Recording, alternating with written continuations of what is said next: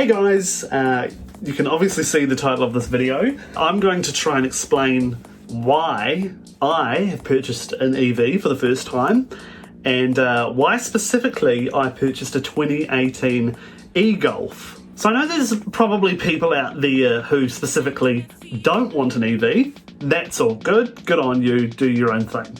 But I know there's people out there who want one, but they're just unobtainable, or they feel they are. I do, however, think that in this day and age, it's becoming easier to get an EV or a hybrid. They're becoming a lot cheaper and a lot more common. In New Zealand alone, up to December last year, there was over 73,000 electric vehicles sold in New Zealand and a further 30,000 plug-in hybrids. These numbers have just gone up significantly, which is undeniably telling me that because more people are buying them and because they're becoming more available, the prices of them are dropping. So this leads me to why I purchased one. They're cheaper, and that's my number one reason. Number two is specifically because I'm a nerd and I love technology. And when it comes to cars, nothing screams technology like an EV to me. And probably the third reason I got an EV is because I work for a power company. I didn't know what to expect with the price of charging at home, but I can tell you it wasn't what I have been encountering. Well, I work for a power company, so it is cheaper nonetheless. Now, why did I get the e-Golf? Now, I was in two minds about getting an EV. I wanted an EV where people could possibly go, is that an EV? That's an EV. Oh, wow, okay, cool. Rather than people go, ugh, yuck, look at that thing. Because there is a lot of EVs out there still to this day that just, in my opinion, look f***ing horrible. And I've always wanted a Golf, so, you know. As I purchased this car in November last year, petrol prices were basically at an all-time high. I had never seen petrol at almost $3 a litre. So yeah, there were so many reasons to me. I was just like, you know, this is cheaper, this is cooler, I'm gonna f***ing get one. Also, my Subaru, it has so many problems with it. So, plus it cost me $100 every week to get just over a third of a tank. So now I was looking around for a couple of months and I came across a discounted e-Golf. Now these are popping up everywhere online for about 20k, which when you're talking about a car made after 2018, that's pretty good if you ask me. There were obviously some concerns I had moving to an EV, and one of the biggest ones that everyone worries about is, what if you run out of power? What if you run out of petrol? Because I did that a lot. I did that far more times than I should have. But why did I run out of petrol so many times? Because it was f***ing expensive and I had to pay for it there and then. Opposed to now, I don't have to pay for my charge right away at home.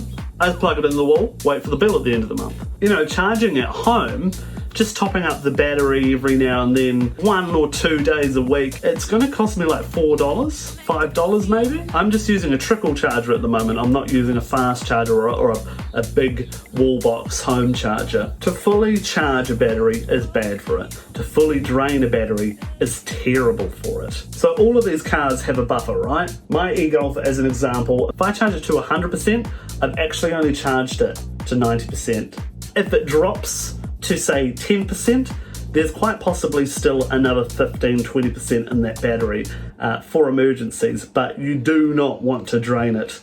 Actually, I don't think it'll even let you drain it to zero. Now it's like your phone. As an example, iPhone did an update last year where you can limit your battery to be 80% charged.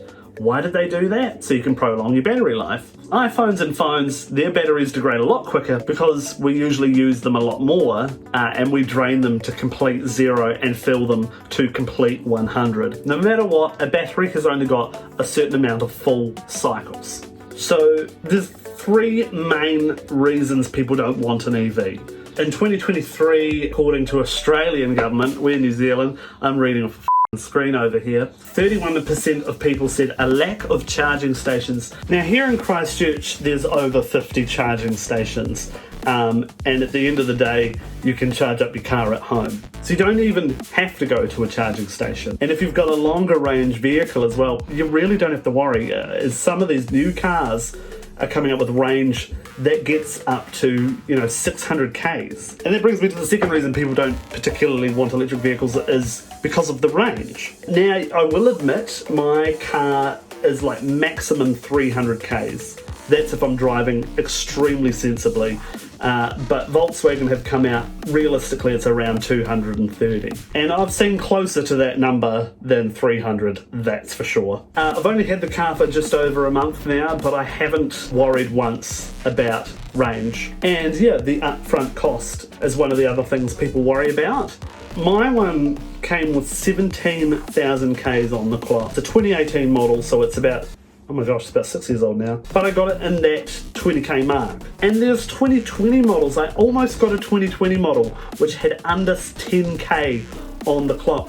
But it was $30,000. Now it's still a bit, but it's not a lot. When you look at new petrol cars as well, they're sitting around the same price. My best mate just bought a 2023 Suzuki Swift for around 30k. So right now, they're just more affordable than ever.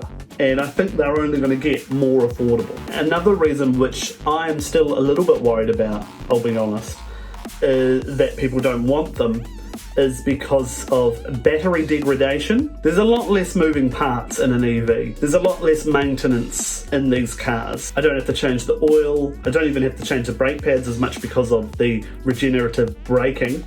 Basically, all I have to do is buy new tyres, get a rego, get a Warren Fitness.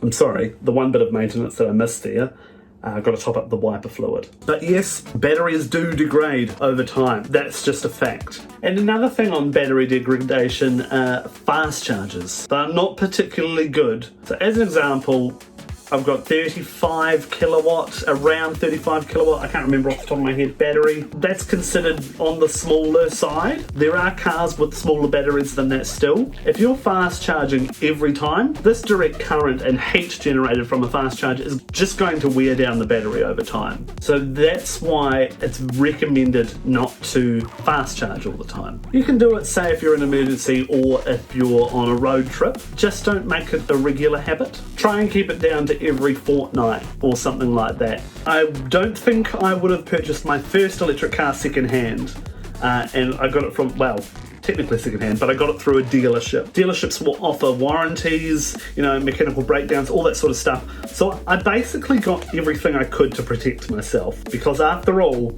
this is my first electric vehicle. So Volkswagen have an 8-year or 160,000 kilometre warranty on their batteries. Now most people will have a car for only around 100,000 Ks, and given that the car is already 6 years old, 8 years is going to come a lot quicker than the 100,000 Ks. So yeah, batteries do degrade, and they are expensive to replace, but they are slowly but surely dropping in price. In the 5 to 6 years that my car's been on the road with its previous owner, the battery has degraded a little bit. So I got a whole battery report with the car. It can charge up to 97%. So yeah, I've basically gone over all the reasons. I have done a lot of homework. This car should realistically last me about 5 to 10 years, and I'm going to do everything I can to maintain the battery for as long as I can, and maybe get a battery report once a year to see how I'm doing, because batteries are not cheap. So you really want to look after it. And like I said, chargers are everywhere. You're not going to run out of juice. Most warehouses or supermarkets have free chargers, so that's pretty much why I purchased an EV.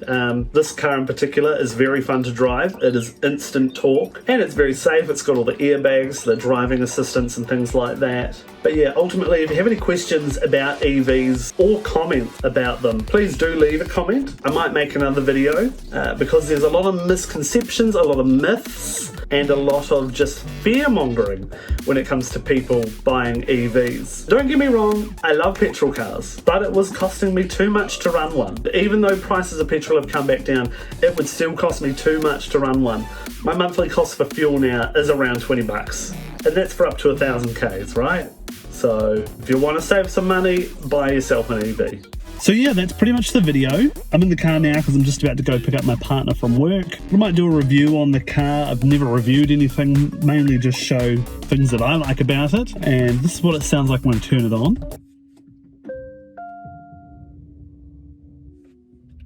That's it on. And this is what it sounds like when you rev the engine.